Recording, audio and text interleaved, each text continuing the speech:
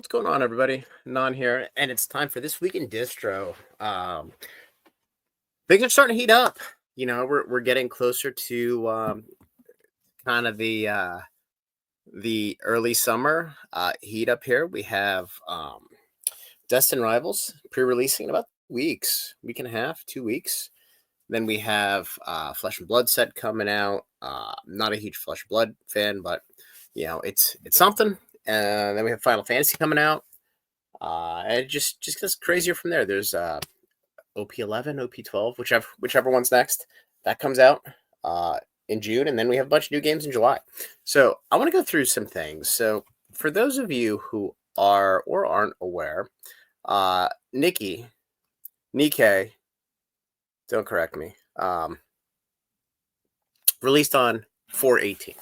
Now, generally with Weiss, what they'll do is if they are going to print a second wave, the second wave will say, second print run, second batch, whatever. They did this with Azure Lane, which is another cartoon boob set like Nikkei. However, instead of the signatures being gold, the signatures will be silver. So what they did, they announced that they are doing a print wave.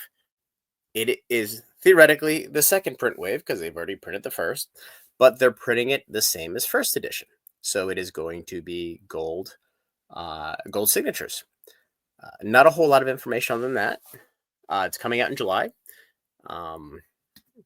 So other than that, just wanted to point that out. I mean, the cases are $1,300 now.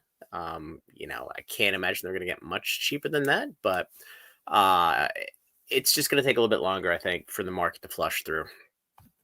And for these boxes to start moving up to, $80, $100. So anyway, that being said, let's move to games that people actually play. Magic the Gathering. So super interesting week. We started to get allocations for Final Fantasy. And I think I've said on here multiple times, what I had been told and what appears to be true now. My two biggest distributors, including our WPN store, should have numbers tomorrow or Tuesday. We do have numbers from a bunch of our other distributors, and it looks like what we're getting is about twice what we got for Tarkier. Now, that could all change tomorrow, but when I say twice, play boosters are not allocated. As far as I know, everybody's gotten everything they've asked for. Play boosters obviously also aren't very profitable, if at all, unless you're selling the packs in the store. But selling them online is an exercise in spend and hassle.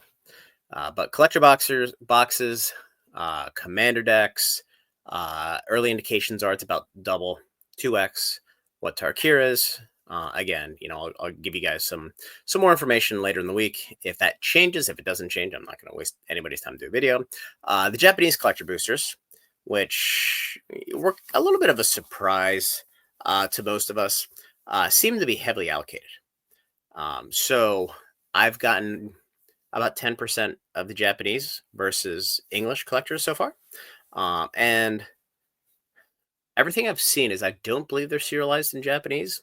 But some people have said they are, but I think the people who've said they are they didn't actually do any work. They're just like, yeah, there must be serialized cards in. May the zoo be with you. Louis' podcast on Friday. I don't think they did any work and then looked at it. I don't think there are serialized cards in here. But the pricing of these is exactly the same. Let's see. Yeah, no, it doesn't say anything about serialized cards here. And I know on the WotC site, it doesn't either. So, but anyway, heavily allocated. The bundles, the gift bundles are heavily allocated. I think from one of our distributors, we got single digits. In fact, we've gotten about the same, a few more gift bundles in Japanese so far, which is pretty crazy. And then the Commander collectors, super hard to get. I mean, I'd be shocked if we get more than 10 to 20 where we're at. And again, I'm anticipating our collector boosters to be somewhere between 150 and 300, just round numbers. So, you know, we're not huge, but we're not a rounding error either. And Magic is our distant number two game. Obviously, Pokemon is number one for us by a lot. So, um, anyway, spoilers should start this week, and yeah, we'll see what happens. I have a feeling shit's gonna get crazy. So moving on, just want to touch on Flesh and Blood real quick. I know most of you don't care. I only marginally care. High Seas is coming out, so Flesh and Blood is a game that bit a lot of people. And quite honestly, I don't have a lot of faith in the management of the company. Now, they have done the right things to turn the company around, but the fact that they age out heroes, so, your avatar, your commander, it's a similar concept in Flesh and Blood. Entire sets become worthless because you can't play the heroes that the sets are designed around. And most of the sets are designed around certain classes, uh, which means a lot of the old sealed product is it's completely garbage and completely worthless. So it's very, very poor set design or conceptual design, in my opinion, because it's like it's like you're playing an online MMO. Unless you're always grinding at the new the new stuff, you're falling behind, which I can't stand that concept. But they have gold packs in, similar to I think part the Mistveil did. Um, Apparently they're a little bit different this time, but we'll see. The last two sets did well. The problem is a sealed product doesn't sell for shit. It's all singles, so it's difficult because there's value in the in sealed product, but people don't buy it because nobody collects it. Because if it sits in ages, the boxes become trash. Because the good cards that go to good heroes all get aged out, and then they're banned from play, so they become worthless. So anyway, this is coming out June 6th. If you're interested, allocations for this should be done um, the end of this week. I'm guessing they're probably going to get to this after they're done with Final Fantasy. So anyway, I've wasted everybody's enough time on Flesh and Blood. Moving to Pokemon. So we have all of our allocations in for Destined Rivals. We have Super Premium Collection coming out 5/16. So that's coming out in a week. Slashing Legends tins, which I think everybody got like a case of those. By the way, these Lily Premium Collection, these milk cartons are selling like crazy at our store, and I never would have guessed. It's kind of nuts. But with us in Rivals, we've kind of hit equilibrium with where the prices are. I mean, booster boxes are 270-ish. Now you'll find a better set. I mean, our sale online is significantly cheaper than that, but it's only for people who pay a monthly fee in our Discord. That way we can protect it from kind of the outside and any damage, and people who spend in with our store, they get rewarded with better pricing. And also I cut the price pretty significantly on Destined Rivals because of what I think is going to happen when we get the SV11. Now with Destin, the booster boxes are somewhere around 270, the ETB is 110, the bundles are somewhere around 75, I believe. And I know it sounds expensive, but the value of the cards in the box are going to be about 50% more, if not higher, than what Surging Sparks is. The boxes should be $350 to $400 based on that price. Don't shoot me. It's just basic mathematics. The last I checked, this was about a week ago, the value of Heatwave Arena and Glory Team Rocket in Japanese was $2,300. English set runs about 2x, almost to the penny.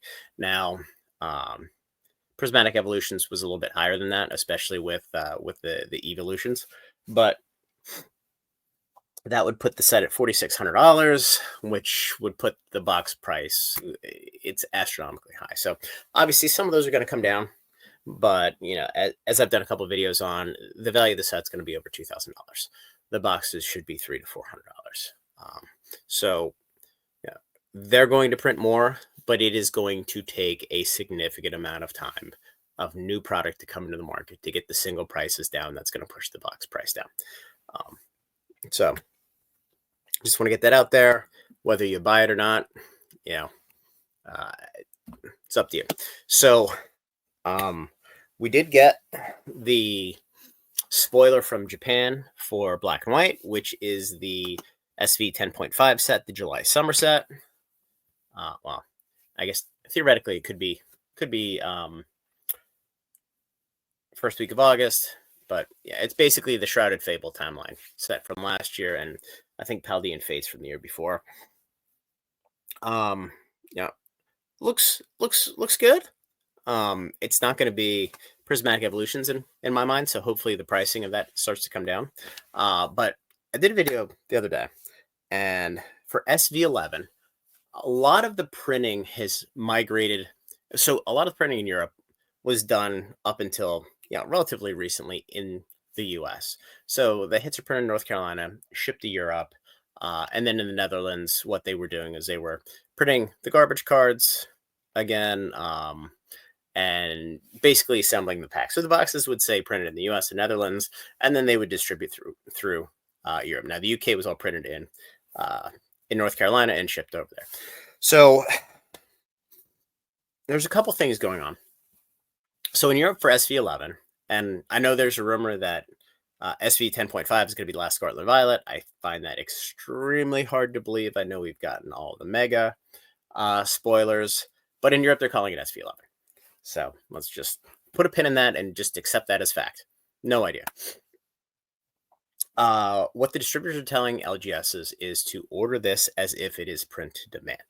The reason for that is Mountain, who's a print group. I believe they're owned by Millennium. I don't know if you say it that way or not. That's just my stupid English way of saying the company in the Netherlands who's printing cards.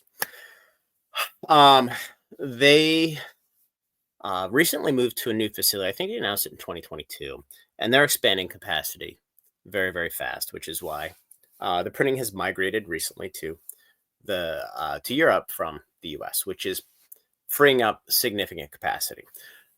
My understanding is that the UK cards will cease being printed in June, and that will migrate to the Netherlands. So that's going to free up a print line for additional capacity. And then there is a new facility being built in South Dakota, Sioux Falls ish sort of kind of area. Again, yeah, I'm triangulating information from multiple sources. I don't have a direct in with the Pokemon company.